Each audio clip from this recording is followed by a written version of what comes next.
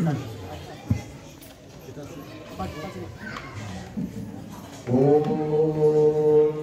नमो भगवते वासुदेवाय।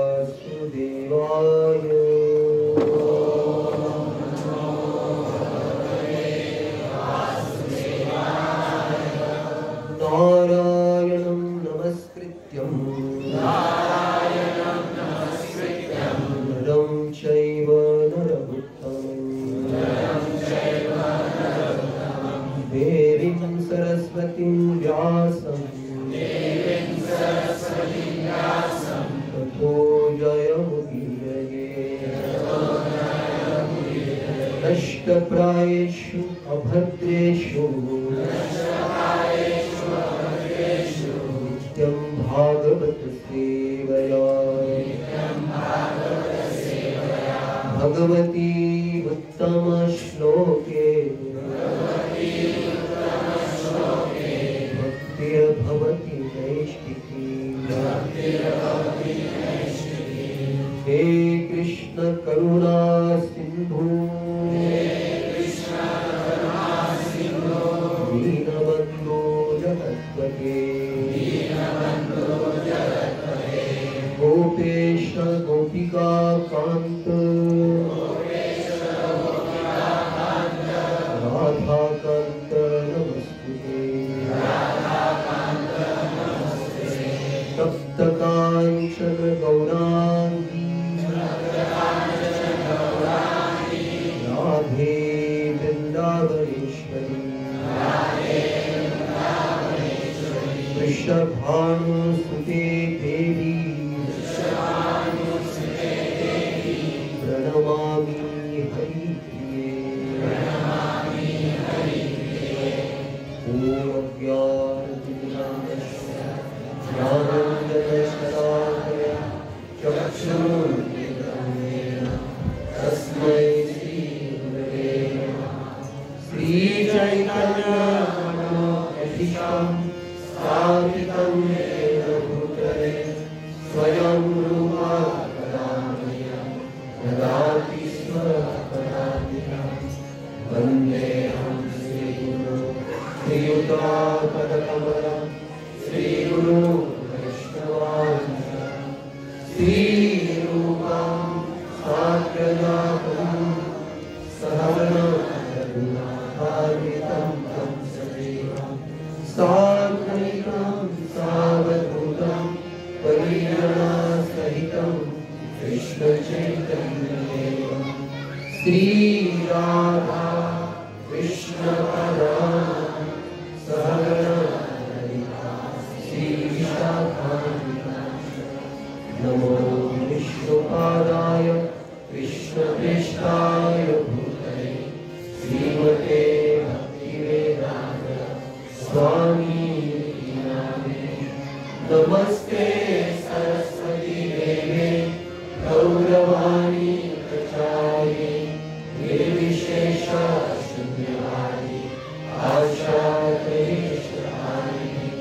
वाञ्छाकल्पतरुभ्यश्च कृपासिन्धुभ्येव च पतितानां पावनेभ्यो वैष्णवेभ्यो नमो नमः। नमो महागणज्ञाय कृष्णप्रेमप्रदायते कृष्णाय कृष्णचैतन्य नाम्ने गौरविषे नमः। हे कृष्ण करुणा सिन्धु दीनबन्धो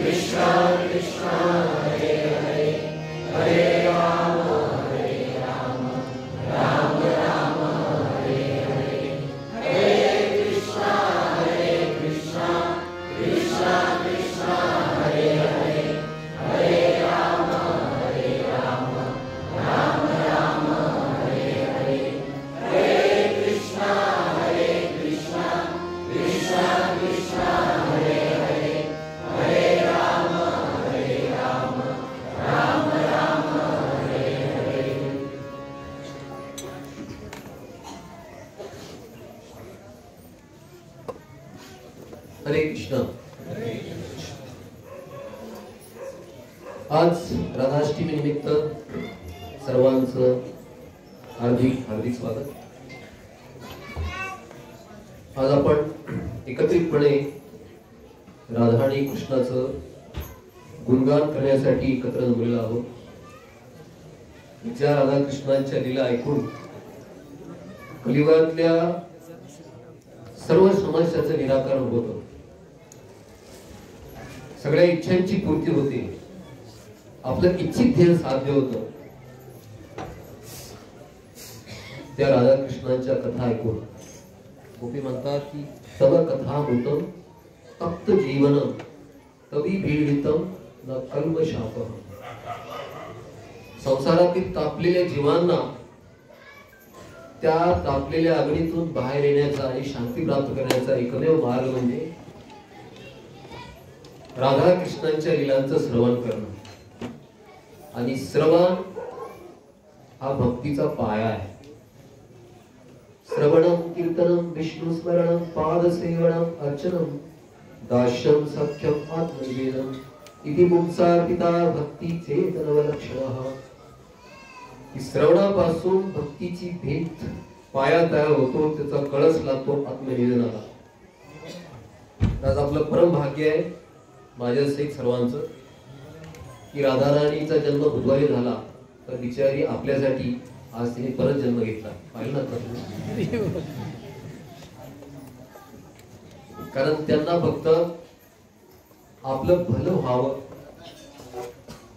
ही इच्छा आहे, बघ दुसरी काही इच्छा नाही। या पुनरपि जननम पूर्णपि मरणम जठरे शरीरम, या संसारामध्ये पुन्हा पुन्हा तळपतोय आपण।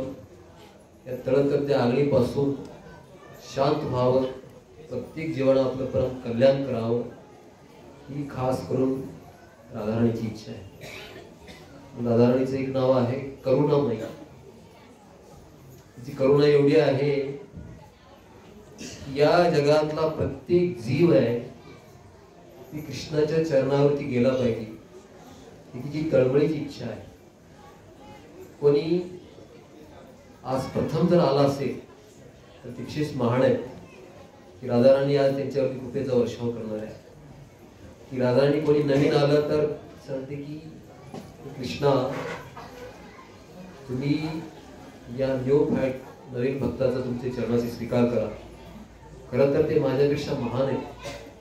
या संसारातनी तुमची ही माया तुम्ही अशी रचलेली आहे की या एक जेल प्रमाणे, आणि या जेलला असा गज नाही, दरवाजा नाही, तरी सुद्धा लोक आहेत ना त्याच्यातून पळून जाण्याचा प्रयत्न करत नाही। काही जीव त्यातून बाहेर येऊन तुमच्या इथे पोहोचलेले आहेत, तुम्ही त्यांना रिकाम्या हाताने पाठवू नका, त्याच्यावरती कृपेचा वर्षाव करा। जशी राधाराणी म्हणते ना, कृष्णाला ते ऐकावं लागतं।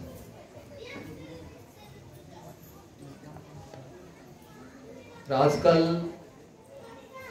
हे फार दुर्दैव आहे की लोक एकत्र येत नाहीत। आज मोबाईल टीव्ही मध्ये एवढ्या मालिका,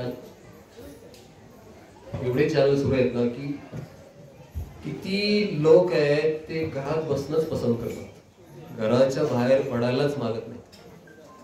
की सगळं घरातच। आजकालची जॉब इथे सुरू आहेत की जॉबने अशी सुविधा केली की काम सुद्धा घरात राहूनच करा, वर्क फ्रॉम होम। परंतु घरी बसून आपण लीला बघू शकतो टीव्ही वरती, मोबाईल वरती, परंतु एक नाही, ती ऊर्जा, जी शक्ती आहे ना ती प्राप्त नाही करू शकत। कारण कलियुगाचा धर्म नाही येतो। कलियुगाचा धर्म आहे लोक ज्यावेळेला एकत्र येतील आणि एकत्र येऊन ज्यावेळेला भगवंताविषयी ऐकतील त्यावेळेला त्यांच्या हृदयात एक ऊर्जा तयार होईल। किती ऊर्जा या कलियुगाच्या समस्याला भीती आहे, मृत्यूची भीती आहे, आजचा दिवस गेला उद्याचा कसा जाईल अशी भीती आहे, वेगवेगळी भीती आहे, वेगवेगळ्या फळाला प्राप्त करायची इच्छा आहे। सगळ्या समस्यातून एक ऊर्जा प्राप्त करायची जर असेल ना तर एकत्र आलं पाहिजे। म्हणून तर बिचाऱ्या लोकमान्य टिळकांनी त्यावेळेला शिवाजी महाराजांनी प्रस्थापित केलेला जो गणेश उत्सव आहे, या उद्देशानंच त्यांनी केला होता की लोक आहेत ते एकत्र येतील धार्मिक विचाराने, आणि धार्मिक विचाराने एकत्र आल्यानंतर एक ऊर्जा प्राप्त होईल. त्यामुळं इंग्रजांसारख्या सरकारला, रजोगुणी तमोगुणी सरकारला त्याच्यातून बाहेर पडून आपली संस्कृती टिकवायला एक शक्ती येईल, त्या उद्देशाने त्यांनी गणेशोत्सव सुरू केले. परंतु ते सुद्धा तुम्ही आम्ही त्याचं बेचिराग करून टाकू. खास करून गणपती उत्सव साजरा केला जातो की मागे म्हटलं की मला आज तो पुढचा विषय नाही, परंतु गणपती आहेत ना, हे ब्रह्मवैवर्त पुराणानुसार साक्षात श्रीकृष्ण आहेत. कारण ज्यावेळेला सृष्टीची रचना होते ना, त्यावेळेला 31 कोटी देवतांना वेगवेगळं काम दिलं जातं. पण जर ते काम, ठराविक काम, जसं इंद्राला पाऊस पडण्याचं काम दिलं, तसं चंद्राला वनस्पतीची वाढ करण्यासाठी मनाचं नियंत्रण करण्याचं काम दिलं, तसं यमराजाला सगळ्याला दंड्याचं काम केलं, शनीला असं दंड्याचं काम केलं, असं प्रत्येकाला काम दिलं. पण एक काम असं आहे, हे सगळे गण आहेत, मरुद्गण, भूतगण, पिशाचगण, मनुष्यगण, यक्षगण, या सगळ्या गणांना नियंत्रित करण्याचं, म्हणजे नियंत्रित कसं करायचं की त्याच्या भक्तीला मदत करायची. आणि जर ते भक्ती करत नसतील ना, तर त्यांना विघ्न आणायचं. हे जे काम आहे, हे काम करण्यासाठी जर तसा एक ठराविक व्यक्तिमत्व जर नाही मिळालं ना, तर स्वतः कृष्ण ते व्यक्तिमत्व, ते पद धारण करतात. ब्रह्मवैवर्त पुराणानुसार या ब्रह्मांडामध्ये तिसरा कल्प आहे, एक श्वेत कल्प, पद्म कल्प आणि वराह कल्प. वराह कल्प चालू आहे. कल्प म्हणजे पृथ्वीची 4 युग, असं 1000 फेऱ्या होतात, त्याला एक कल्प. असं हे तिसरं कल्प आहे. तिसऱ्या कल्पात हे 28वा युग आहे. या युगामध्ये ब्रह्मदेवाच्या एका दिवसात श्रीकृष्ण एकदा येऊन जातात आणि भक्तावतार एकदा येऊन जातो. तर त्याच्यामध्ये कृष्ण ज्यावेळेला ही रचना करतात की ते काम करण्याची, ऋषीगण म्हणतात, पण ते काम करायला ठराविक व्यक्ती नाही मिळाला तर स्वतः कृष्ण ते पद घेतात. म्हणून सध्या जे गणपती आहेत ते स्वतः कृष्ण आहेत. त्याचं ब्रह्मवैवर्त पुराण जर तुम्ही वाचलं असाल तर त्याचा एक खंड आहे. ब्रह्मवैवर्त पुराणामध्ये अर्धा भाग सगळं गोलोकचं वर्णन आहे. प्रथम खंडामध्ये गणेशजीचं महात्म्य आहे की स्वतः गणेशजी आहेत, स्वतः श्रीकृष्ण आहेत. त्याचा मी कथा फार सुंदर आहे, पण आज तो विषय नाहीये. थोडक्यात सांगायचं म्हणजे काय की गणेशजीचं सोंड आहे, दात तुटका आहे, पोट वाढले तरी पण दिसायला सुंदर दिसतात. गणेशजीला पाहताच, गणेशजी आता उद्या जातील ना, उद्या परवा, तर तिच्या घरात गणपतीच्या डोळ्यातून पाणी येईल. का? त्याला बघता सर्वांचं मन आकर्षित होतं. सर्वांना आकर्षित करण्याची शक्ती कोणाकडे आहे? जो सर्व आकर्षित करणारा जो व्यक्तिमत्व आहे तो कृष्ण आहे. कृष्ण या शब्दाचा अर्थ आहे की तो सर्वांना आकर्षित करतो. गणपती बाप्पा कसे काय सर्वांना आकर्षित करू शकतात? म्हणजेच ते कृष्ण आहे. कोणाला असं वाटतं का की गणपतीला पाहिलं तर परत बघून आहे गणपती,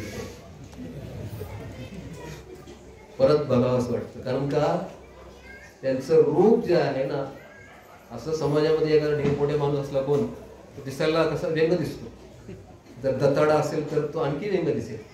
पण गणपतीचे दत्ताडे आहेत ते ढेरपोटे आहेत, काहीतरी असं कपाळ मोठे, डोळे उडीचे आहेत, पण तरी पण एवढे सुंदर दिसतात की मनाला मनोमोहन करतात. परंतु लोकांनी आहे ना, लोकांनी त्याची म्हणतात की मी एक व्हॉट्सअपला बघितलाच, ते म्हणतात की अरे जीवाला म्हणतात की अरे भरपूर दिवस झाला की तुझ्या मागण्या मी पूर्ण केल्या, आता बस झाला, आता परत मागू नकोस. किती द्यायचं? माझं पोट मोठं आहे, सहनशीलता आहे माझ्या पोटावर, पण आता मी नाही सहन करू शकणार. आता मी तुला मागतो. अरे मी बुद्धीची देवता आहे, मी सत्वगुणी देवता आहे, मी साक्षात कृष्ण आहे, तो सर्वांना पूजनीय आहे, सर्वांना सुख देणार आहे. माझं एकदा तरी ऐका. नको, मला नको ती 30 तोळ्याची माळ, मला काही आवश्यकता नाही त्याची. फक्त माझ्या समोर जे आहे ना, त्यासाठी डिस्को डान्स नाचू नका तुम्ही. माझ्यासमोर पिऊन असं येऊ नका. माझ्यासमोर अशी गुलाल सारखी रजोगुणी असे फवारे मारू नका. मला सुंदर सरस्वती मने बनवलेल्या श्रीकृष्णाचं गुणगान आहे, ते माझ्यासमोर गा. आता बस झालं, मला नाही सहन होत रे, मी आता सहन करणार नाही. मी विघ्न विनाशक विनायक आहे, मी गणपती आहे, पण मी कुठपर सहन करू. 10 दिवस तुम्हाला ऊर्जा प्राप्त करण्याची संधी दिली, पण तुम्ही सगळा दुरुपयोग केला. आता मी सहन करणार नाही. मग ज्याला कुणाला माझं जर ऐकायचं नसेल ना, तरी मी त्यांच्या जीवनात विघ्न आणू शकतो. म्हणून बाप्पा सुरू झालेत, किती वर्ष झाली, पण विघ्न कमी झालेत का? विघ्न वाढतायत उलटी. याचा अर्थ काय की गणपती बाप्पाने 10 दिवस आपल्याला ऊर्जा प्राप्त करण्याची संधी दिलेली आहे. ही ऊर्जा प्राप्त न होता 10 दिवसात ऊर्जा प्राप्त होती, वर्षभर वापरायला मिळते, ती ऊर्जा प्राप्त होत नाही. उलट गणपती असंतुष्ट होत आहेत आणि विघ्न आणखी येत आहेत. म्हणून कमीत कमी इथे जे लोक आलेत त्यांनी तरी, मी तर म्हणतो की गणपतीचा उत्सव साजरा करण्यापेक्षा न साजरा करणं ही गणपती सेवा आहे. कारण का तो प्लॅस्टर ऑफ पॅरिसचे गणपती आहेत, त्याचं पाण्यात टाकतात, त्याचे केमिकल असते, एवढे वेगळं, मासे मरतात, कासव मरतात, बिचाऱ्या त्यांचा श्वास गुदमरतो. हे मानवाच्या लक्षात येते की नाही? त्यांनी फक्त वेदामध्ये, गीतामध्ये, महाभारतामध्ये 4 प्रकारच्या मूर्ती सांगितल्या. एक शेणाची, लाकडाची, धातूची किंवा मार्बलची. याच्यापेक्षा जर दुसरी मूर्ती असेल ना, त्याच्यामध्ये प्राण, माझं प्राण येतच नाही त्याच्यामध्ये. आता सध्या मूर्ती कशी त्या सगळ्या प्लास्टर ऑफ पॅरिसच्या मूर्ती आहेत, प्रचंड केमिकलचा वापर आहे. म्हणून गणपती उत्सव साजरे करून आपण काय करतोय? समाजामध्ये आणखी प्रदूषण करतोय.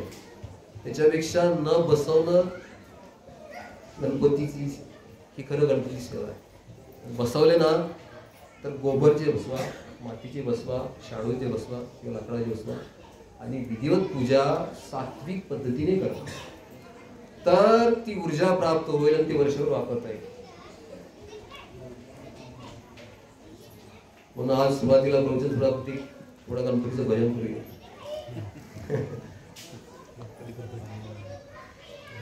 ओम गण गणपते नमो नमः. श्री सिद्धी विनायक नमो नमः. ओम गण गणपते नमो नमः. श्री सिद्धी विनायक नमो नमः. मंगल मूर्ति मोरया. ओम गण गणपते नमो नमः. सिद्धि विनायक नमो नमः. मंगल मूर्ति मोरया. गणपती बाप्पा की जय. आज आपण राधाराणीचा जन्मदिवस साजरा करतोय. राधाराणी एक भगवंताची लादिनी शक्ती आहे. म्हणजे भगवंताचंच अंतःकरण एक वेगळ्या दुसऱ्या शरीराने प्रकट झाले. एक आत्मा दुई देहधारी, अनन्य सेवा अभिलाष करी. आपली जी आपल्या अंतरंगातली जी सेवा आहे, जी संतुष्टी आहे, ती प्राप्त करण्यासाठी कृष्णच राधाराणीच्या रूपात प्रकट झालेले आहे. म्हणून राधा कृष्ण एक आत्मा, राधा आणि कृष्ण वेगळे नाहीत, तर दोन्ही एकच आहे, परंतु ते वेगळे प्रकट झालेले. कशासाठी? या लीलांचा विस्तार करण्यासाठी. भगवंतानी लीलांचा विस्तार कशासाठी केलेला आहे? आपल्या सर्वांच्या कल्याणासाठी. म्हणून भगवंताचं नाव आहे परमदयाळू. आपल्या सर्वांच्या कल्याणासाठी स्वतःला करुणामयी शक्तीमध्ये परावर्तित केलं आणि सगळ्यांना आकर्षित करून श्रीकृष्णाच्या चरणावरती आणण्याचं काम केलं. म्हणून राधाराणी आहे, गोलोकधामच्या जे 3 शक्ती आहेत, सवित, संधिनी आणि लाधिनी. सविता आणि संधिनी जे बलराम जे स्वतः, लाधिनी मध्ये सर्वतोपरी आनंद देणारी शक्ती आहे ती राधा आहे, राधिका आहे. आणि तीच राधिका ज्या वेळेला इथे येते, कशासाठी येते? एक तर ती कृष्णाच्या लीलेला सहाय्य करण्यासाठी येते, आणि दुसरं म्हणजे सगळ्यात महत्वाचं काम म्हणजे ती आपल्या बद्ध जीवांना, बद्ध आत्म्यांना आकर्षित करून कृष्णाच्या चरणावरती लावण्यासाठी ती श्रीकृष्णाला सहाय्य करते. मग ती म्हणते की एक जर फुल कोणी घेऊन आला, राधिका म्हणते श्रीकृष्णा, तो समोर आलेला भक्त आहे, त्याला नाकारू नकोस, अरे तो माझ्यापेक्षा सुद्धा महान आहे, कृपया त्याचं फुल स्वीकार कर. तेव्हा कृष्णाला ते स्वीकारावं लागतं. कृष्ण म्हणतात की राधे, तू एवढी महान आहेस की मी अनंत कोटी ब्रह्मांडाचा नायक आहे, मी सर्वांना आकर्षित करतो, पण तुझ्यामध्ये एवढी शक्ती आहे की तू मला आकर्षित करते. मी कोणाला सहसा आकर्षित होत नाही, पण तू एक अशी आहेस की तू मला सुद्धा मिंद करतेस, मला सुद्धा आकर्षित करतेस. मग ज्या ठिकाणी रा असं कुठून नाव येतं ना, माझे कान टवकारले जातात आणि 10 शब्द आला की मी त्या व्यक्तीच्या ते दुसरा 10 शब्द ऐकण्यासाठी त्या व्यक्तीच्या मागे मागे जातो. एवढी तुझ्या नावामध्ये शक्ती आहे. राधे, तुझं नाम ज्याच्या मुखामध्ये आहे त्याच्या हृदयामध्ये काम वासना येणार नाहीये. ज्याचं ठिकाण सतत राधा राधा राधा राधा असं नाव आहे, हृदयातली काम वासना निघून जाईल. ती तुझ्या नावाची शक्ती आहे राधे, असं श्रीकृष्ण म्हणतात. तर ही राधिका आपल्या सर्वांच्या कल्याणासाठी धर्तीवरती प्रकट झाली. कशी प्रकट झाली? त्याच्या बऱ्याच कहाण्या आहेत, तर 2 प्रामुख्याने कहाण्या आहेत की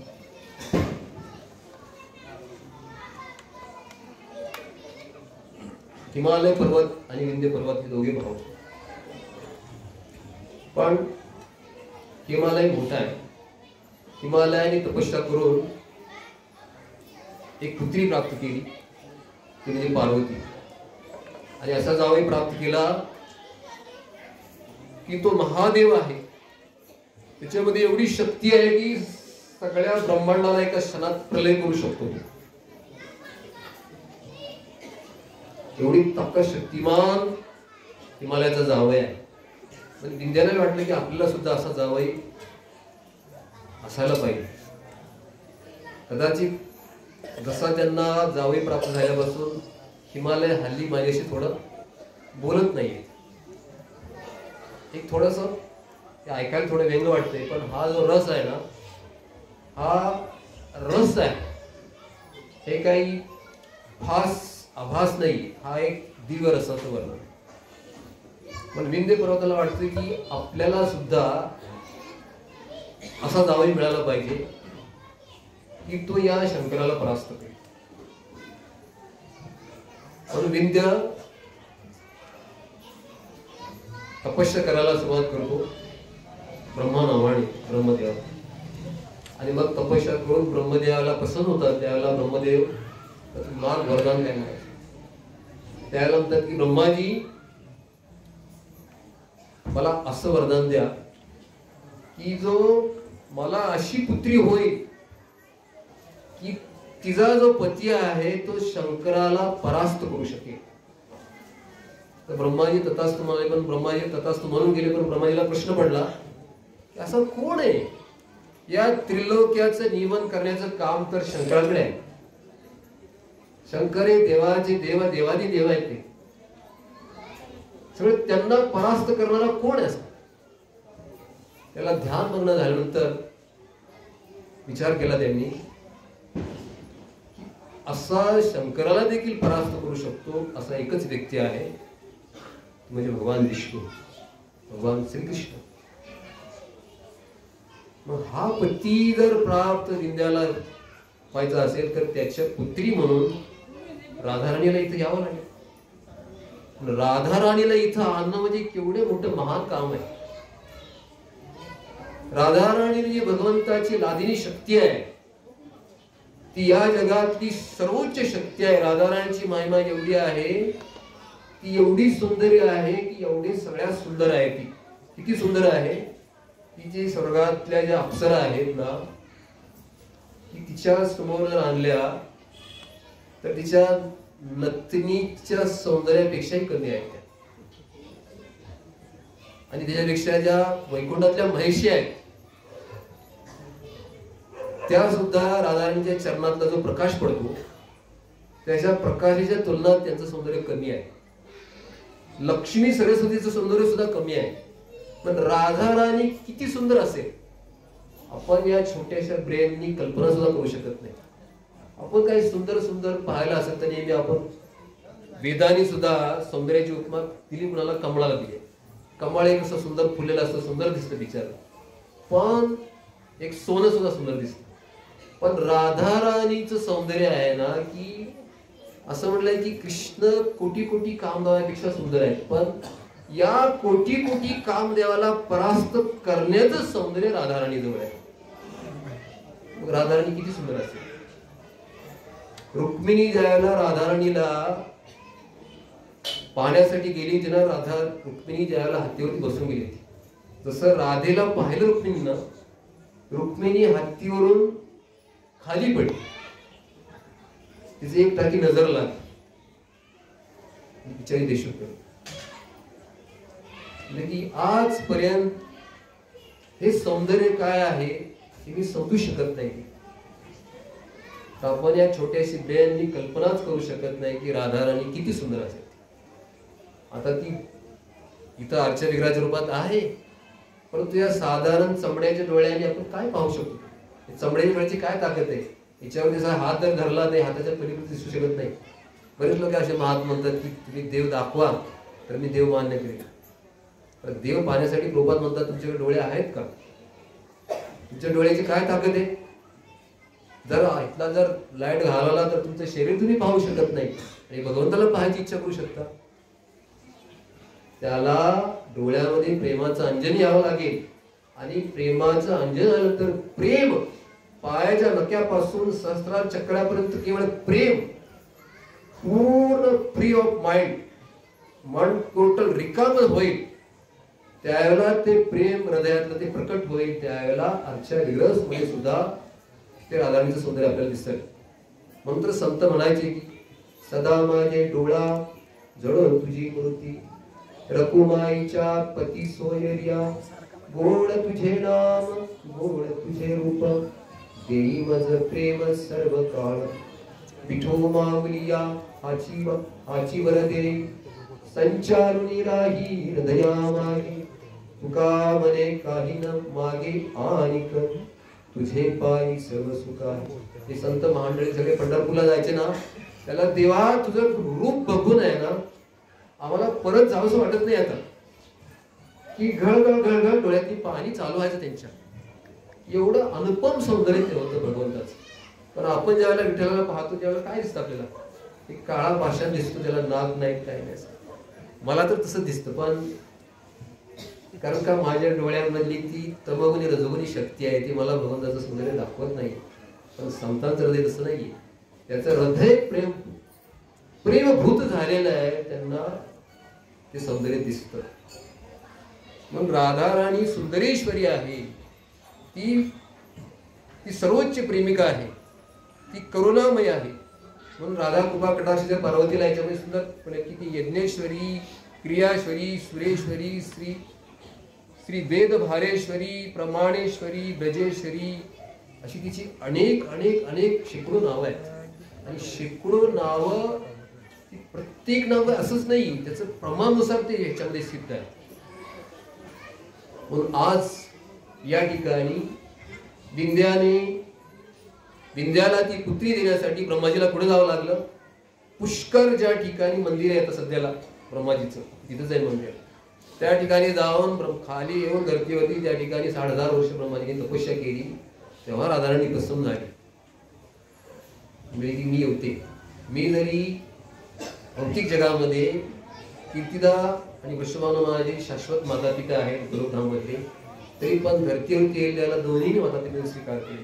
ती विंध्याची मुलगी सुद्धा बनेल आणि राधिका ब्रह्मादेवीच्या प्रार्थनामुळे विंध्याच्या पुत्रीच्या रूपाने येते. तशी दोघी येतात, ते राधिका आणि चंद्रावली.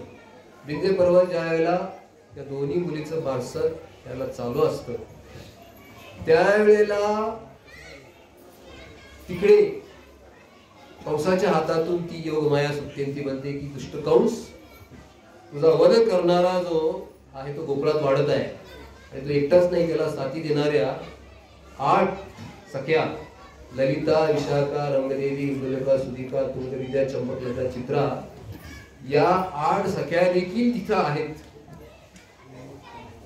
म्हणून या सगळ्या मिळून अशा सुंदर लीलाने तुझा वध होणार आहे नक्की. त्याला कंस तिथून पुढे एवढा घाबरायला सुरुवात होतो ना की त्याला पाहण्यामध्ये सुद्धा, झोपल्यामध्ये सुद्धा सगळीकडेच कृष्ण दिसतो. कृष्णाला पाहण्याचं तो भाव योग्य नाहीये. भीतीनं कृष्णाला पाहणं तो भाव योग्य नाही. कृष्णाला पाहायला कसं पाहिजे? कृष्णाला ज्यावेळेला आपण प्रेमाने पाहतो आणि भीतीने पाहतो, त्याला दोन्ही मधला पाहण्याला जमीन आसमानाचा फरक आहे. म्हणजे ज्यावेळेला राधिका चंद्रावली विंध्य पर्वतावरती त्या ठिकाणी जन्म घेतात, त्यावेळेला कंस बुद्धीला आदेश देतो की ज्या ठिकाणी ब्रह्मज्ञ बालिका असतील, मुली बाळ असतील, त्यांना उचलायचं आणि मारून टाकायचं. पुतनाची हाडळ असती ती बुडत येते विंध्यावर जाताना, ती झपाटती एक घारीसारखी आणि त्या 2 मुलींना आपल्या पंखामध्ये घेती, उडत जाते. विंध्य पर्वत घाबरतात की अरे एवढी साक्षात जी करुणामय शक्ती प्रकट झाली असते त्याशी एका घारीने कशी काय उडून घेऊन गेल्या दोन्हीचे दोन्ही. काय असं त्या ब्राह्मणाला सांगितलं की तुम्ही असे तुमच्या शक्तीचे मंत्र उच्चारा आणि ती माझ्या मुली मला परत मिळालंच पाहिजे. त्यांनी मंत्र उच्चारण सुरुवात केलं. त्यावेळेला ती पुतणीला त्या जड वाटायला लागल्या. एक पडली विदर्भामध्ये आणि दुसरी पडली वृंदावनामध्ये. पुतणीला जवळ ती खाली पडली वृंदावनाची राधिका तिथं विदर्भामध्ये पडली. चंद्रावली तीच भविष्यात होते.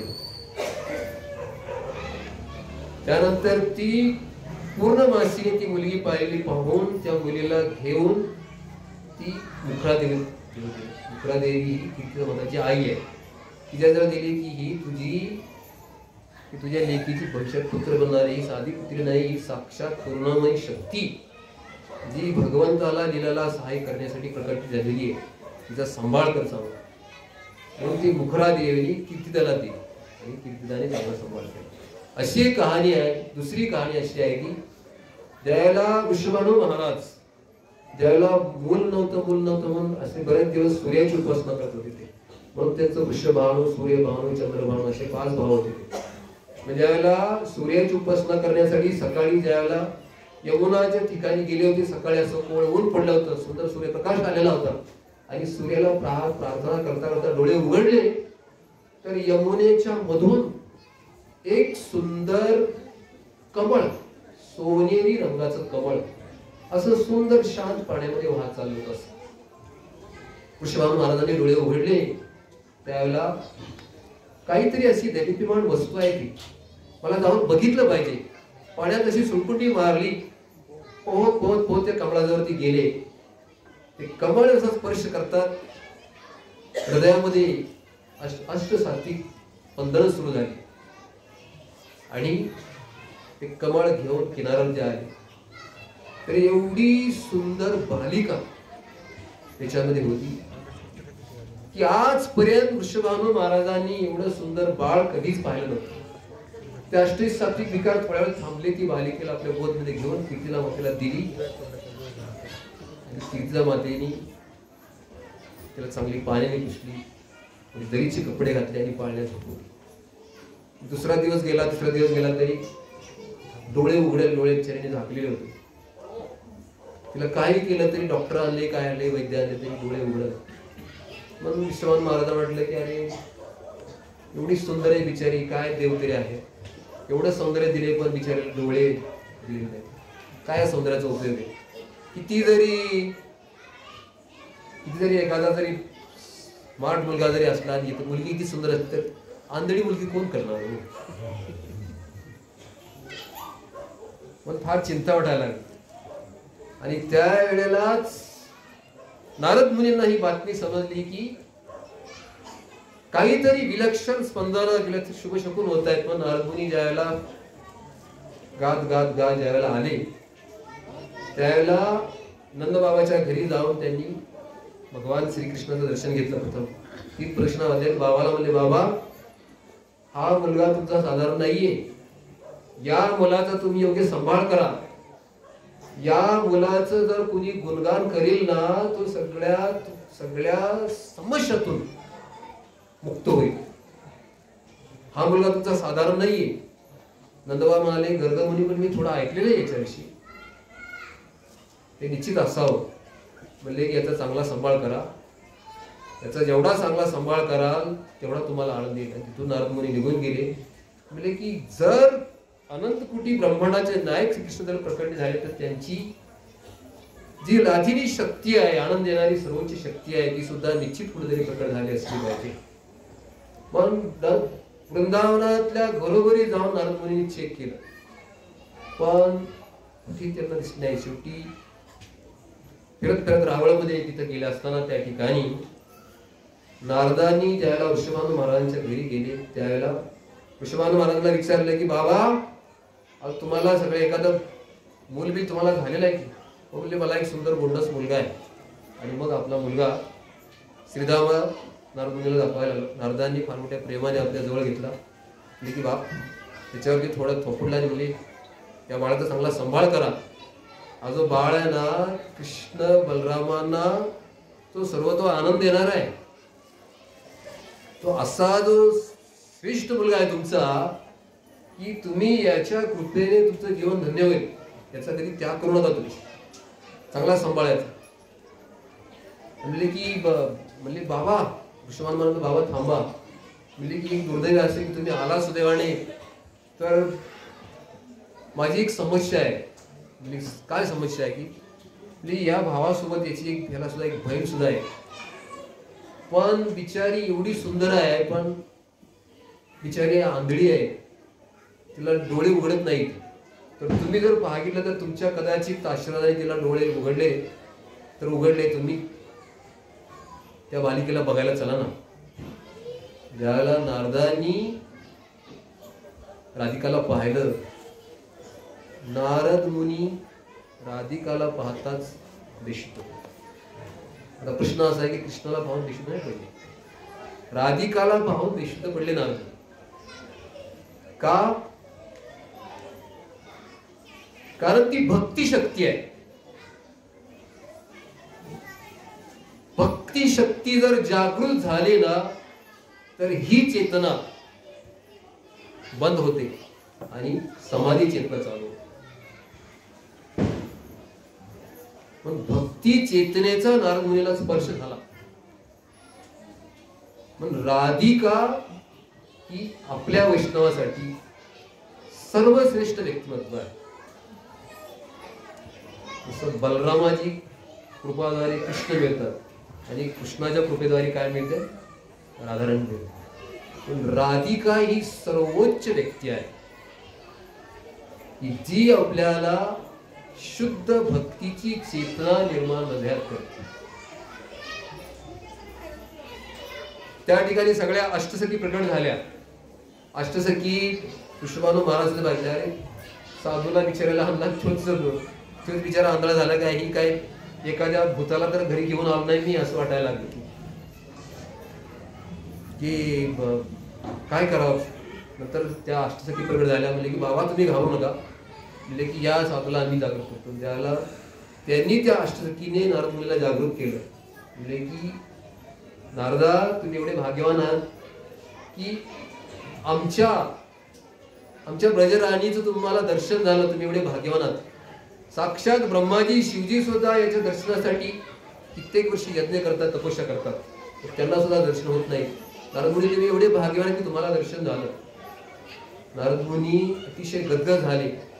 राधा राधा कंठस्वरात राधिकाला प्रदर्शना घातल्या. म्हणजे की नारदा, तुम्ही आता निघून जा.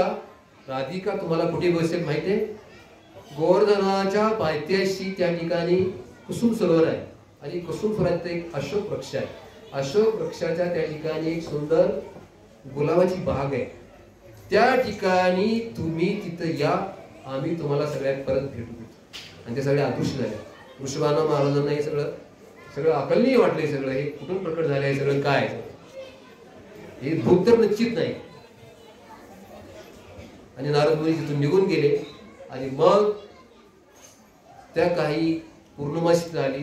पौर्णिमाशी सांगितलं की मला एक स्वप्न पडलेलं आहे की मी स्वप्नामध्ये एक मुलगी मुकराला दिली आहे. ती मुकराला दिलेली मुलगी हीच आहे. ही मुलगी साक्षात राधिका आहे. आणि त्यावेळेला तिचं तर पौर्णमासीने आयडिया दिली की ही डोळे कशी उघडेल. त्याला म्हणले की हिचा जो स्वामी आहे तो नंदबाबाचा मुलगा आहे. नंदबाबाला एकदा बोलवा इकडे. त्यावेळेला मग वृषभान महाराजांना नंदबाबाला बोलावलं, यशोमातेला बोलावलं. त्याच्यासोबत छोटा कृष्ण आला. आणि वरांड्यामध्ये सगळं हितगुज चालू असताना छोटे कृष्ण रांगत रांगत गेले. आणि ज्या ठिकाणी राधिकाचा पाळणा होता त्या पाळण्याला धरून कृष्ण उभे राहिले आणि आत डोकून पाहिलं. त्यावेळेला प्रथम राधिकाने डोळे उघडले. राधाराणी की जय. पण राधाराणी ही आपल्याला ही भक्ती शक्ती ही शिकवते. डोळ्यांना जर तुम्हाला पाहायचं असेल तर काय पहा, ते श्रीकृष्णाचं मुख पहा. एक कर्माला ते अभंग, सुंदर अभंग आहे, म्हणत नाहीत अभंग. कानानं जर तुम्हाला ऐकायचं असेल तर श्रीकृष्णाचं गुणगान ऐका. हे जीवा, तू सगळं काही सोड, पण या केशवाला कधी सोडू नकोस. कारण केशव हा तुझा वर्तमानातला, भूतकाळातला आणि भविष्यातला देखील तोच विसावा आहे. हे सगळी तुझी बायका, तुझी मुलं, तुझे बँकेतले पैसे, हे सगळं तात्पुरते रे बाबा. तुझा श्रीकृष्ण हा शेवटचा विसावा आहे, आता सुद्धा विसावा आहे. या विसाव्यावर तू थांब इथे, याचं मनन कर, चिंतन कर. काही जरी परिस्थिती आली तर तुकाराम महाराज म्हणतात की या कृष्णाला तू सोडू नकोस. वेळ प्रसंगी सगळं काही सोड, पण कृष्णाला सोडू नकोस. त्यावेळेला वृषभानु महाराजांना आनंद झाला. आणि तेव्हापासून राधाराणीचा एक ब्रजेश्वरी राधिका म्हणून सांभाळ करायला भविष्यात माहिती आपल्याला. राधाराणी मोठी झाली. मोठी झाल्यानंतर राधाराणी ही भगवंताची ती शक्ती आहे. ही परकीय रस, गोलोकमधला रस आहे, तोच या ठिकाणी ती प्रकट करण्यासाठी राधाराणी आली. पण राधाराणीचा विवाह झाला, ती कोणाशी झाला? अभिमन्यूशी झाला. त्याची आई जटिला आणि बहीण कुटिला होती. पण बऱ्याच लोकांना ती मालिका बी दाखवली जाते, त्याच्यामध्ये बी दाखवलं जातं की राधेचा विवाह, जर राधा ही कृष्णाची नित्य संगीनी आहे तर मग अभिमन्यूशी कसं काय विवाह झाला? आणि परकीय रस म्हणजे जर ह्या हिंदूची देवता सर्वोच्च देवता आहे, यांची काय वेगळी शिक्षा आहे की लग्न करायचं एकाशी आणि संबंध ठेवायचा दुसऱ्याशी? ह्यांची ह्या हिंदू धर्मग्रंथाचे काय संस्कार द्यायचे? पण हा जो दिव्य रस आहे ना, हे फक्त वैष्णव समजू शकतात. साधारण मनबुद्धीला हे नाही समजण्याच्या पलीकडचं आहे. पण राधिका ही भगवंताची नित्य पत्नी आहे, नित्य शक्ती आहे. दूध आणि दुधाचा सफेदपणा हे काय वेगळं आहे का? तसं उष्णता आणि उष्णताचा प्रकाश काय वेगळा आहे का? नाही. सूर्य आणि सूर्याचा प्रकाश काय वेगळा आहे का? अग्नी आणि अग्नीचा उष्ण काय वेगळा आहे का? ते एकच आहे. शक्तिमान आणि शक्ती एकच आहे. मग तिचा विवाह होण्याची आवश्यकता नाहीये. परकीय रस मध्ये त्यांना विवाह करण्याचा, हे जे विवाह, ही जी बंधनं आलेली आहेत ना वेदाद्वारे, कशासाठी आलेली आहे? हे मन दुर्बुद्धीचे ते मन, या दुर्बुद्धीच्या मनाला विशिष्ट संस्कार घालावे लागतात. त्याचा विवाह करावा लागतो, त्याला हे करावं लागतं, सगळे संस्कार द्यावे लागतात. तेव्हा ते कुठं मन थोडस आवरत नाही. त्याला एवढं करून सुद्धा आवरत नाही ते. म्हणून काही लोकांसाठी की अरे ते हिंदूतले काही लोक म्हणतात की अरे त्या कृष्णाने परकीय रसाचा अनुभव घेतला, आम्हाला परकीय रस घेणं म्हणजे काय चुकीचं आहे का? पण हे साफ चुकीचं आहे. कारण आपण भौतिक शरीरात आहोत. भगवंत हे निर्गुण आहेत. निर्गुण म्हणजे गुणाच्या पलीकडचे आहेत ते. या रजोगुण, तमोगुण, सत्वगुणाचा त्यांना स्पर्श होत नाही. निराकार म्हणजे त्यांना असा विशिष्ट सर्व आकार त्यांना घेऊ शकतात. ते सर्व आकाराच्या पलीकडचे आहे, म्हणजे निराकार आहे. कुठलाही आकार घेऊ शकतात आणि कुठल्या वेळेला कुठल्याही आकारात प्रकट होऊ शकतात. त्यांना विशिष्ट आकारामध्ये यावंच लागतं असं नाही. त्यांच्यानुसार कुठल्याही आकारात येऊ शकतात. पण सर्वोच्च आकार सुद्धा त्यांचा एक आहे, तोच कृष्ण आकार, तो मूळ आकार आहे. मग निर्गुण निराकाराची व्याख्या काही लोकांनी वेगळी केलेली आहे, परंतु वेदामध्ये तशी व्याख्या नाही. निर्गुण म्हणजे गुणाच्या पलीकडे, निराकार म्हणजे तो कुठलाही आकार घेऊ शकतो, की ज्या आकारामध्ये सगळं जग सामावलं जातं. पण कृष्ण असा आकार आहे ना, ज्यावेळेला महाभारतामध्ये अर्जुनाला दाखवलेलं विश्व दर्शन म्हणा, यशोदा मातेला मुखामध्ये दिसलं. यशोदा मातेला मुखामध्ये काय दिसलं? त्या श्रीकृष्णाच्या मुखामध्ये सगळं ब्रह्मांड दिसलं. मग असं एक मुख आहे भगवंताचं, ते कृष्ण मुख, कृष्ण आकाराचं मुख आहे. त्या आकारामध्ये सगळं जग आतमध्ये आहे. म्हणून कृष्ण हे मूळ भगवंत आहे. बरं, सगळे ब्रह्मांड आहे त्यांचाच विस्तार आहे, परंतु मूळ कृष्ण आहे. एकले ईश्वर कृष्ण आर सब भृत्य, जैसे नाचाए वैसे करे नृत्य. कृष्ण एकले ईश्वर आहेत आणि बाकी सगळे त्यांचे अंश आणि अंशाश आहेत. परंतु ते जसे नाचवतील तसं आपल्याला नाचायला पाहिजे. आपण नकार दिला तर आपल्याला दुःखाचा स्पर्श होऊ शकतो. आपल्या मनाप्रमाणे आपण नाचतो, पण वास्तविकपणाने कृष्णाच्या आज्ञेप्रमाणे आपण नाचायला पाहिजे. तर त्या ठिकाणी राधिका प्रकट झालेली आहे. सुंदर लीला आता संपन्न व्हायला लागलेल्या आहेत. त्यावेळेला कुठली लीला सांगत होता? आता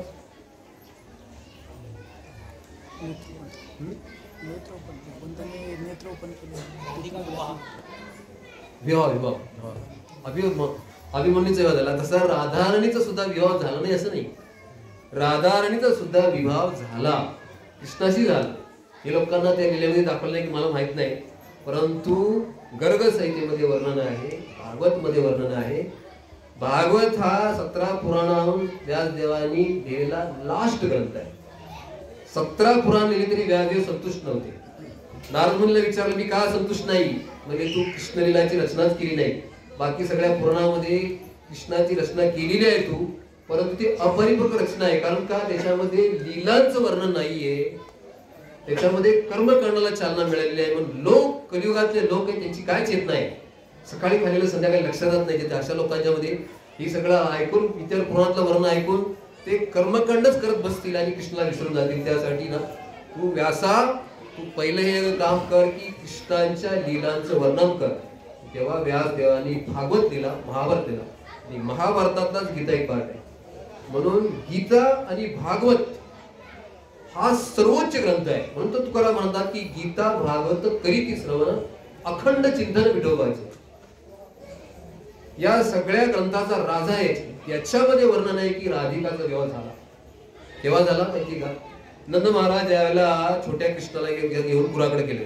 पुराकडे म्हणजे गाई सांभाळायला गेले होते. घरी राहत नव्हता जरा, असा पोटाही धरून गेले होते की यशोमतीला म्हणजे की आज मी याला गायीच्या बरोबर घेऊन जातो. आणि गायीच्या बरोबर भांडीरानात गेल्यानंतर कृष्णाने अशी लीला केली की अचानक वीज वारा चालू झाला आणि बाळ घाबरलं ना, ते थोडे थोडे भिजलं थोडे. नंतर बाबा ते वडात झाडाकडे थांबले, असला ते वडात झाड तिथे आहे. त्यानंतर बाळाला भिजायला लागले, काय करावं ते ज्यावेळेला अचानक कृष्ण महाराजांना राधिका, जी छोटी राधिका नाही, जी गोलोकची राधिका आहे, जी 11 वर्षाची मुलगी आहे आध्यात्मिक जगातली, ती राधिका त्या ठिकाणच्या विश्वान महाराजांनी ओळखली. मी राधा म्हणजे की हा भिजलाय बोलू, याला तू संतुष्ट करू शकतेस म्हणजे की ह्या सगळ्या गाया आहे, गायाकडे आलेले मी, तर मी जर घरी ह्याला घेऊन गेलो तर गाया जातील कुठे निघून. पण माझं एक काम कर, तू या बाळाला घेऊन ये ना, यशोदा माझ्याजवळ दे. तेव्हा राधिकानं छोट्या कृष्णाला घेतलं आणि ती निघाली. त्या पावसात भिजत भिजत आपल्या पदराने तिने झाकलं तो छोट्या कृष्णाला निघाली. त्याला कृष्ण देखील म्हणतात, राधे मी तोच कृष्ण आहे जो गोलोक मध्ये आपण एकत्र लागलो. माधवंत गुरुंनी सुंदर श्लोक गान केलेले, मला तो श्लोक आठवत नाही. त्यावेळेला राधा आणि कृष्ण त्यावेळेला प्रकट होतात जे ओरिजिनल स्वरूपामध्ये, आणि त्यावेळेला सगळे देवतागण हे दृश्य बघतात.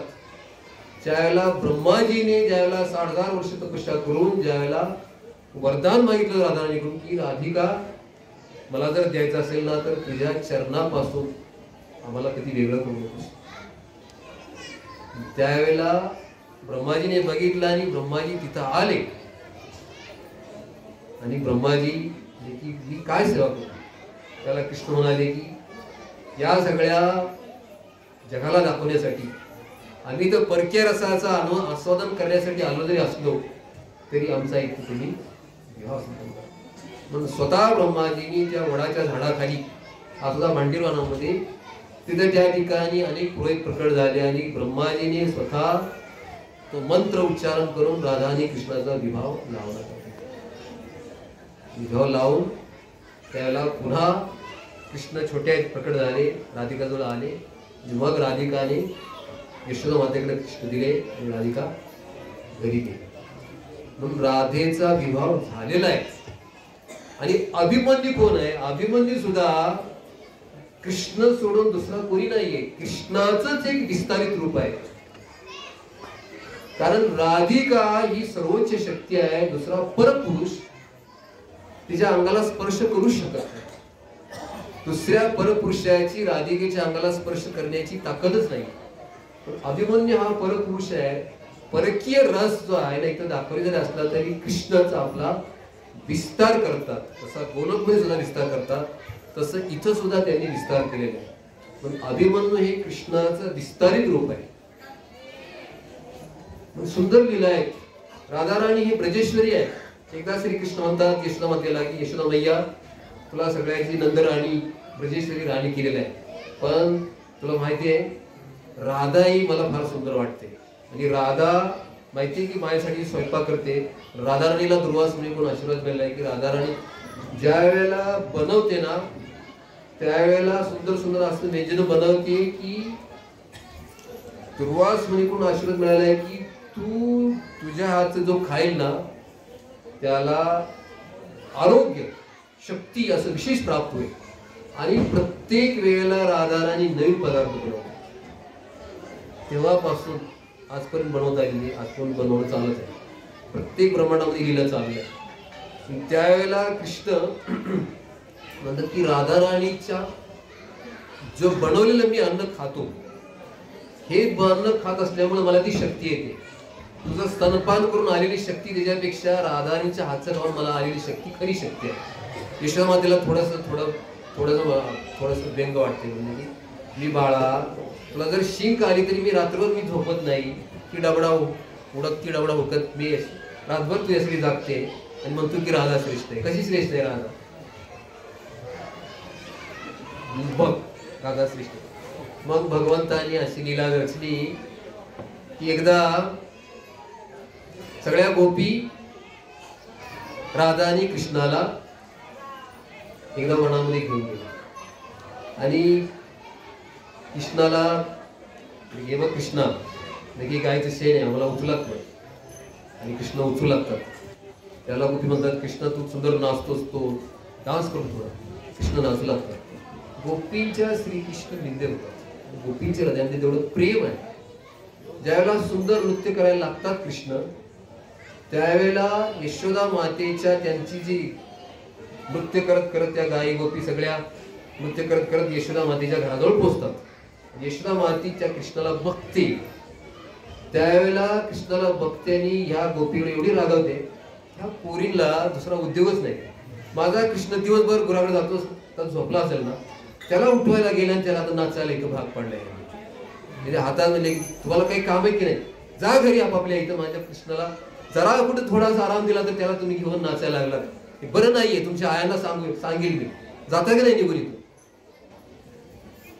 असं ज्यावेळेला दम दिला यशोदा मातेने, म्हणले की राधा म्हणते की यशोदा मैया हा तुझा कृष्ण नाहीये, हा आमचा कृष्ण आहे, तुझा फाजीलपणा बंद कर. म्हणजे की हा कृष्ण तुझा नाही माझा आहे. म्हणजे की माझा कृष्ण, त्याचं सुंदर मुख, त्याची चाल, त्यांचं हसणं, हे सगळं मी काय, मला काय अशी साधी स्वप्नात पडल्यासारखी अशी समजतेच काय. म्हणजे खरं सांगते, तुझा कृष्ण जाऊन बघ, तुझ्या घरात आहे ना झोपलेला आहे. तो गोरामागं थकून आलेला आहे, गायीमागं थकून आलेला आहे, तो पलंगावरती झोपलेला आहे. यशोमतीला काय म्हणते ही. म्हणून ज्या वेळेला असं एकदा दोनदा तीनदा म्हणलं जातं ना, त्यावेळेला त्या व्यक्तीला ते थॉट चालू झाल्यामुळे ते खरं वाटतं. आणि यशोदामध्ये जाते तर बघायला जाते तर कृष्ण त्या पलंगावरती झोपलेले आहेत. हा कृष्ण मग तिथून बघायला येते ह्याच्यासोबत हा कृष्ण कुठे आहे. माझ्या कृष्णात आणि हा कृष्ण अगदी सेम टू सेम दिसतोय. माझ्या कृष्णाचं नाक असतं, त्याचे डोळे असते, त्याच्यावरती मोठ लावलेलं तसं आहे, त्याचा पितांबर तसं आहे, त्याची हात हलवण्याची जी हवा करण्याची पद्धती सेम टू सेम आहे. हा का काय चमत्कार आहे नेमका. राधे, या कृष्णाला तू कुठून घेऊन आणलीस, काय तुझं कौशल्य, काय काळी जादू केली आहेस तू. म्हणजे हा तुझा कृष्ण नाही. म्हणजे तुझा कृष्ण दिवसभर गायीमध्ये जातो, थकतो, त्याला झोप लागते. पण हा आमचा कृष्ण कसा आहे माहितीये, याने लहानपणीच अनेक असुरांना मारलेलं आहे. ए अशी म्हणू नकोस, माझ्या कृष्णाने सुद्धा पुतनासारख्या लोकांना मारलेलं आहे. तृणावोत, बगासूर, बकासुराला लहानपणीच मारलेलं आहे याने. म्हणजे हा कृष्ण, आमचा कृष्ण, राधे म्हणते माझा कृष्ण असा आहे की याच्यामध्ये प्रेम आहे, प्रेम. हा सर्वांवरती प्रेम करतो, सर्वांना आकर्षित करतो. हा तुझ्या कृष्णामध्ये एवढी शक्ती नाहीये. जर शक्ती असती तर झोपला असता का. यशोदा माता गोंधळून जाते, म्हणजे तू कुठून आणला हा कृष्ण. अगदी माझ्यासारखा कृष्णासारखा तुझ्याकडे काय जादू आहे अशी, सेम टू सेम माझ्या कृष्णासारखा कृष्ण कसं काय तयार केला. यशोदा म्हणते की आपण एक आयडिया करू, आपण माझ्या कृष्णाला आणि तुझ्या कृष्णाला एकत्र होऊन नाचायला लावून मग आपल्याला किती आनंद येईल. पण चालेल, पण हे बघ मैया म्हणले की जर तुझा कृष्ण आणि आमचा कृष्ण जर एकत्र नाचला आणि परत ओळखूच नाही आला तर, तुझ्या कृष्ण आमचा कृष्ण आहे, आमचा कृष्ण फार प्रेमी आहे, तुझा कृष्ण झोपा काढणारा कृष्ण आहे. म्हणून आम्ही आमच्या कृष्णाला काय करतो, आम्ही आमच्या कृष्णाला एक सुंदर तिलक लावतो. म्हणजे तुझा कृष्ण तुला ओळखेल नंतर आणि आमचा कृष्ण आम्हाला ओळखेल. तुझ्या कृष्णाला काही लावू नको तू, आमच्या कृष्णाला आम्ही सुंदर तिलक लावतो. आणि मग दोघे एकत्र येतात, सुंदर नृत्य करतात. नृत्य केल्यानंतर सगळे आनंदाने होतो, सगळे भागवर होतात. आणि मग म्हणते की राधिका म्हणते की कृष्णा चल आता आपण दुसऱ्या वनामध्ये जाऊ. त्यावेळेला यशोदा त्या नृत्यामध्ये एकदम भागवून जातं. अचानक बघते ना तर त्यातला एक कृष्ण अदृश्य झालेला असतो. त्याने माझा कृष्ण पुढे गेला, म्हणजे ए माझा कृष्ण घेऊन जाऊ नका. म्हणजे तुला वेळ लागली काय, तुझ्या कृष्णाच्या कपाळाला होतं काय, हा आमचा कृष्ण आहे. तुझा कृष्ण घरात गेली तर घरात नाही, काना काना विष्णू पडते बिचार. राधिका कीर्ती म्हणजे राधे, माझ्या नंदबाबाला शांडेल ऋषींनी नवस केले, यज्ञ केला, आम्हाला म्हातारपणी एकुलता एक पुत्र झालाय. काय अशी जादू करू नकोस, तुझ्या पुढे पदर पसर, तुझे पाय धरते, पण माझ्या कृष्णाला आणून देतो. कुठं घालवला माझा कृष्ण? मी मैया, अगर तू प्रजाची राणी आहेस, तू एकदम वृद्ध स्त्री आहेस, तू अशा वृद्ध स्त्रीने माझ्यासारख्या तरुण म्हणजे पाय धरणं हे मला किती अपराध वाटते. प्लीज माझे पाय सोड यशोदा मैया. म्हणजे नाही, माझ्या कृष्णाला कुठून मी आणून देऊ? मी कुठून आणून देऊ? माझ्याकडे काय शक्ती आहे राधिका मध्ये? माझ्याकडे काय शक्ती नाही. आमचा कृष्ण आहे, आम्ही त्याला घेऊन जातो. तुझा कृष्ण आम्ही कुठून शोधून आणायचा? त्याला यशोदा माता रडून रडून रडून बिचारी बेशुद्ध करते. ते आईचं वात्सल्य प्रेम असतं. या जगामध्ये सर्वोच्च वात्सल्य प्रेम जे आहे त्या मातेच्या हृदयामध्ये, तिचं प्रेम जे आहे ना, लाभाविना प्रीती आहे. तिच्या हृदयामध्ये कुठलाही लाभ, आपल्या मुलाकडून कुठला लाभ प्राप्त व्हावा अशी इच्छाच नसते. ते आईच हृदय असते. यशोदा माता बिचारी पूर्ण बेशुद्ध होऊन जाते. त्यावेळेला ते कृष्ण राधिकाला म्हणतात, नाही, राधिका कृष्णा म्हणते, अरे कृष्णा, ही सगळी तू जादू केलेली आहेस, पण कमीत कमी ज्या मातेनं एवढी वर्ष तपस्या केली, एवढी तपस्या करून त्यांना तू प्राप्त झालास, तिचे एवढे हाल करू नकोस काय? तिथे जा. त्याला कृष्ण म्हणतात की काही घाबरत नाही, आईला काय होत नाही, तू घाबरू नको राधिका. मी काही कर कृष्णा, पण मला ते यशोदामातेचे हाल बघवत नाही. मी नाहीतर मी तुला मला ते सहन होणारच नाही. त्यावेळेला राधिकेच्या विनंतीवरून कृष्ण त्या पलंगात जाऊन होता. यशोदामातेला बेशुद्ध देते. त्यावेळेला सगळ्या गोपी यशोदाकडे होती, कृष्ण तुझा काना बघ तुझ्यासमोर उभा आहे. त्याला पुढे पुढे काना कुठे? नाही अगं, तो तुझा कृष्ण नाचतो असा थकला आणि पलंगावर झोपलेला आहे, जाऊन बघ आता. त्याला यशोदामाता जाते. त्यावेळेला कृष्ण तिच्या पलंगावरती झोपलेला असतो. आणि मग ते कृष्ण म्हणतात की मैया, खरं आहे की नाही ते? राधाची शक्ती मोठी की तुझी शक्ती मोठी आहे? त्याला यशोदा माता मान्य करते की राधाची शक्ती ही माझ्यापेक्षा सुद्धा मोठी आहे. म्हणून ब्रजेश्वरी राधा राणी की अजून बऱ्याच लिहिलं आहे, चालवायचं पुढे थांबायचं.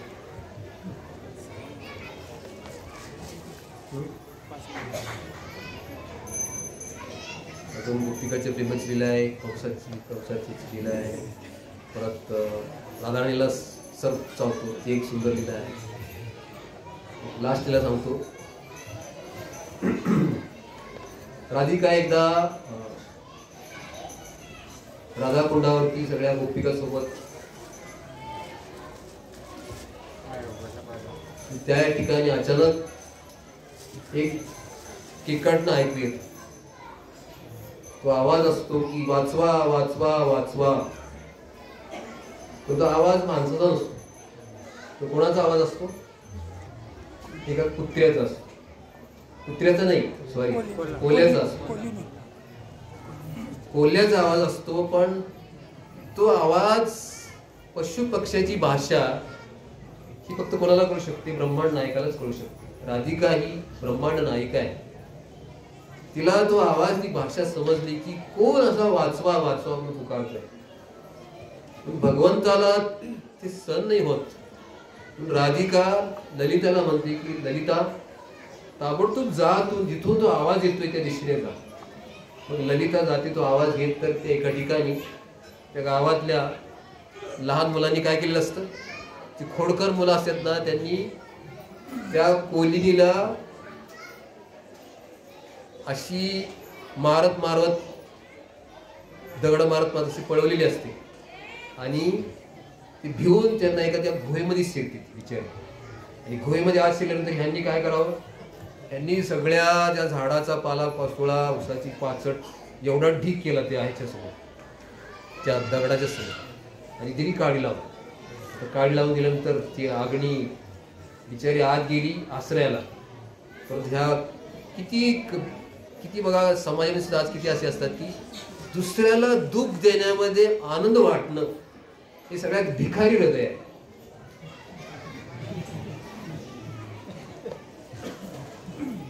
त्या पोरांनी तसं केलं.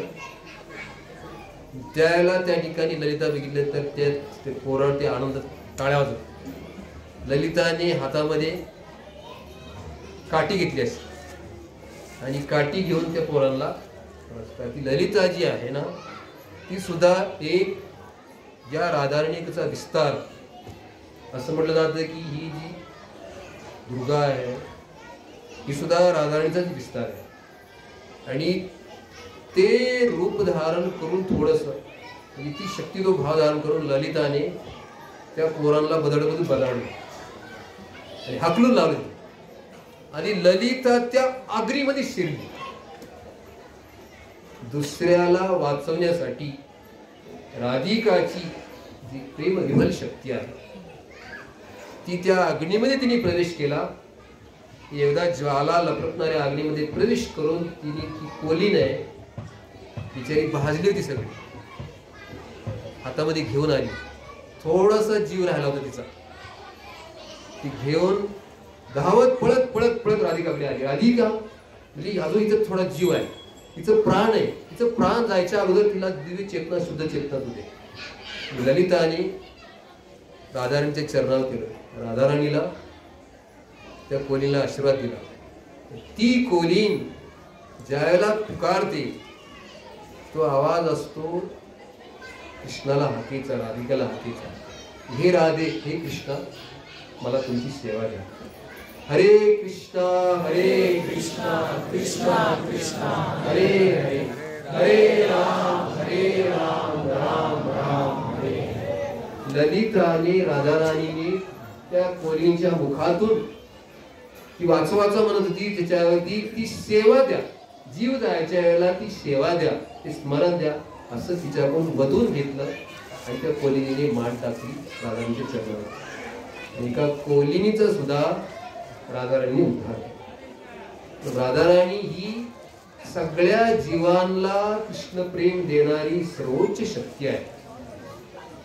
आज एवढं आपलं परम भाग्य आहे की श्रील प्रभुपादांच्या कृपेने राधा कोण आहे, राधा तत्व काय आहे ते आपल्याला कळालं.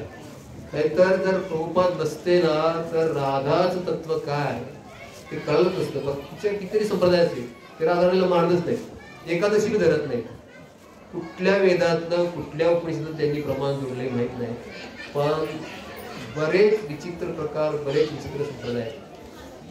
श्री प्रभुपाद यांनी सगळ्या जगाला राधा कृष्णाचं प्रेम देऊन हृदयामध्ये आनंद निर्माण केलेला आहे. आणि सुंदर तत्वज्ञान, सुंदर मनोरम आपल्या दिव्य भक्ती बहाल केलेली आहे. म्हणून त्यांचं गुणगौरव. राधाची कृपा शक्ती म्हणजे गुरु आहे.